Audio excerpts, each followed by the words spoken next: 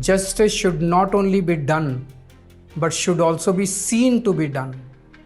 इस पूरे घटनाक्रम के बाद मेरी आशंका और गहरी हो गई है कि क्या उनके सामने मुझे न्याय मिलेगा, कि मैं इस केस में जस्टिस स्वर्णकांता जी के कोर्ट में ना तो स्वयं पेश होऊंगा और ना ही मेरी तरफ से कोई वकील पैरवी करेगा।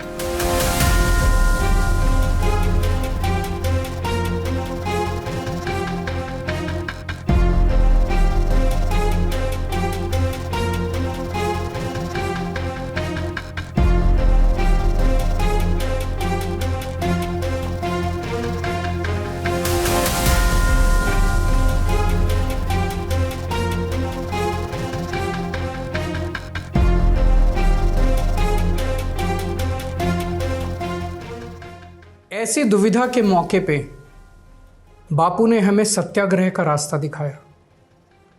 बापू ने कहा था कि जब भी किसी अन्याय का सामना करो तो उसका पहला कदम विरोध नहीं बल्कि बातचीत होना चाहिए। अपनी बात अन्याय करने वाले के सामने पूरी विनम्रता के साथ रखनी चाहिए और उसे सुधारने का पूरा मौका देना चाहिए। सारी कोशिशों के बाद भी अगर न्याय ना मिले तो अंतरात्मा की आवाज़ सुनो। यदि अंतरात्मा की आवाज़ कहती है कि न्याय नहीं हुआ तो शांति और विनम्रता के साथ सत्याग्रह करना चाहिए।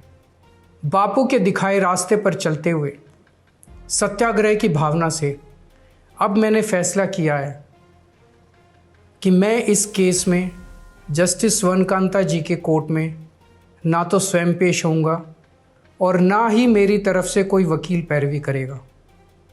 जस्टिस स्वर्णकांता जी जो भी फैसला सुनाएंगे उस पर समय आने पर मेरे जो भी कानूनी अधिकार हैं, जैसे सुप्रीम कोर्ट में चुनौती देना आदि, वो सभी कदम लेने के लिए मैं स्वतंत्र हूँ। Arvind Kejriwal ji is trying to make a virtue of a necessity. What is he invoking Gandhian principles? Gandhian principles are meant for those who are honest to their heart. Here is a man who ditched his own guru Anna Hazare when he came on the great promises of India against corruption. Huge corruption scandals have been coming out in the media against him and his colleagues. This is something which is, in my opinion, not just distasteful, but distasteful and inappropriate.